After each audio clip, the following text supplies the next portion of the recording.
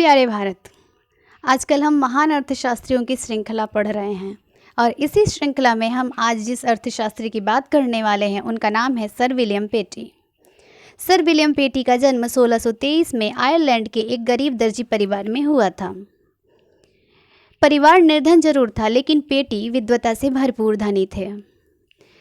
गरीबों का मसीहा के नाम से भी इन्हें जाना जाता है। पेटी क्या थे? पेटी विशेषकर चिकित्सक थे, दार्शनिक, अर्थशास्त्री, राजनीतिज्ञ, भाषा शास्त्री, शिक्षक और संगीतज्ञ थे। इन्हें सांख्यिकी विधि का संस्थापक भी कहा जाता है क्योंकि इन्होंने अर्थशास्त्र में सांख्यिकी विधि का सबसे पहली बार प्रयोग किया था। सर्वप्रथम प्रयोगकर्ता, अर्थशास्त्र में सर्वप्रथम सांख्यिकी के प्रयोगकर्ता पेटी कहे जाते हैं। इनकी कुछ प्रमुख पुस्तकें हैं। डिस्कोर्स ऑन पॉलिटिकल अर्थमेटिक जो 1660 में प्रकाशित हुई, a treatise on taxes and contribution 1662 में प्रकाशित हुई। तीसरी पुस्तक पॉलिटिकल एनाटॉमी ऑफ आयरलैंड 1672 में प्रकाशित हुई। और चौथी पुस्तक यहाँ जिसका हमने जिक्र किया है वो है क्वांटोलुमेनिक कंसर्निंग मनी जो 1682 में प्रकाशित हुई। इनकी एक बड़ी ही प्रसिद्ध पुस्तक रही है a treatise on taxes and contribution. इसमें इन्होंने कुछ महत्वपूर्ण बातें कही हैं, जैसे पहली बात, करारोपण को इन्होंने इस पुस्तक में अनिवार्य बताया है। इन्होंने कहा है कि करारोपण अनिवार्य रूप से होना चाहिए। कराधान सिद्धांत का इन्होंने वैज्ञानिक विश्लेषण किया है।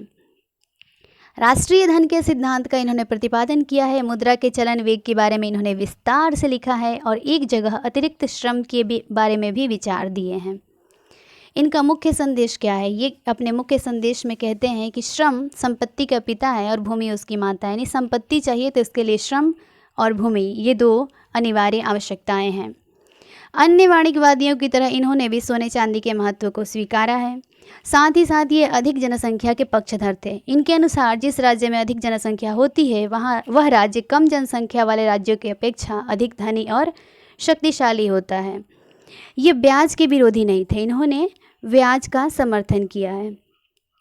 इनके अनुसार राज्य का प्रथम कर्तव्य मुद्रा के मूल्य को स्थिर बनाए रखना होता है। यदि राज्य में मुद्रा का मूल्य स्थिर है तो विकास हो सकता है।